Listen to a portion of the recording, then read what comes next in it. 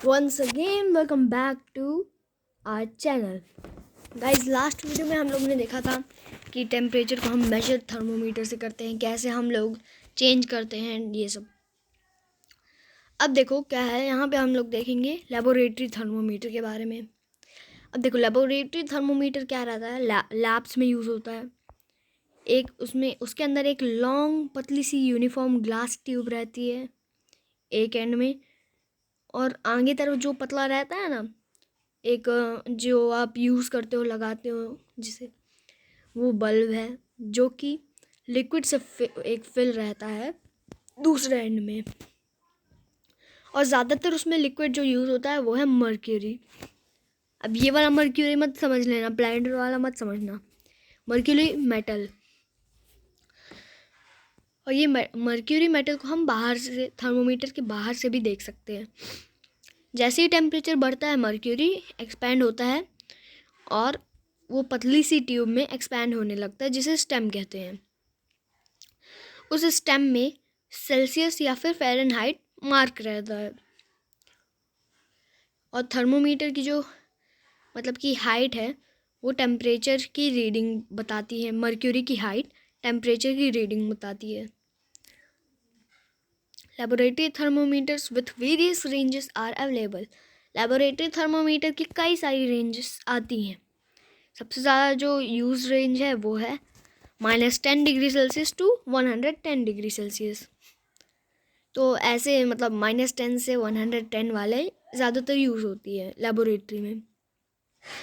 The bigger marks normally read 1 degree Celsius. If 5 divisions between bigger marks, each division will read 1.5 of a degree or 0.2 degree Celsius.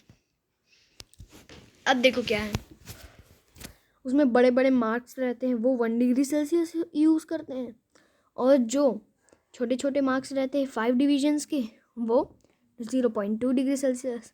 मतलब जैसे scale में आप लोग major करते हैं ना, वैसा ही है। और लेबोरेटरी थर्मोमीटर्स को टेम्परेचर मेजर करने के लिए कुछ चीज़ें हमको यूज़ करनी चाहिए, कुछ चीज़ें हमको करनी चाहिए। थर्मोमीटर को पहले वॉश करना है, यूज़ के पहले और यूज़ के बाद। जैसे खाने के पहले, खाने के बाद हाथ धोते हो वैसे ही। और थर्मोमीटर को क्या करना है, उसे एकदम हैंडल ठीक से करना है क्योंकि वो टूट ना पाए। और टेम्परेचर रीड करते हुए उसके बल्ब को नहीं पकड़ना है, क्योंकि देखो बल्ब से ही तो टेम्परेचर रीड होता है। और इसे सीधा रखना है, टिल्ट नहीं करना है। ये भी है।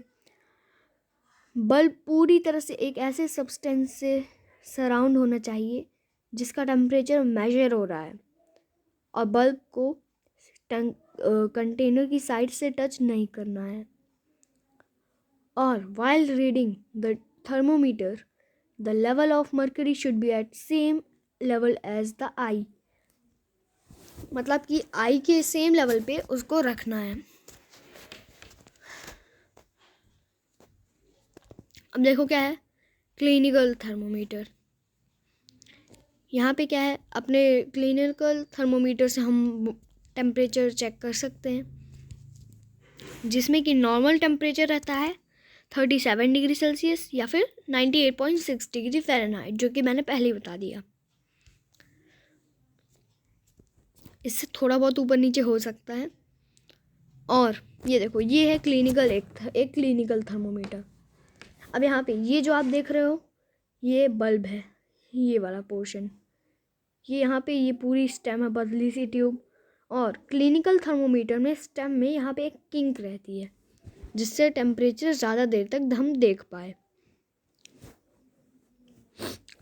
अब और देखो क्या है, इसको एक बार जर्क देना पड़ता है, मतलब कि हिलाना पड़ता है, जिसकी वजह से क्या हो कि हम टेम्परेचर ठीक से देख पाए। तो अब वैसे हमारा चैप्टर ख़त्म हो गया है, तो फिर नेक्स्ट चैप्टर हम देखेंगे जो कि है chapter 4, animal fibres. Till then, thank you very much.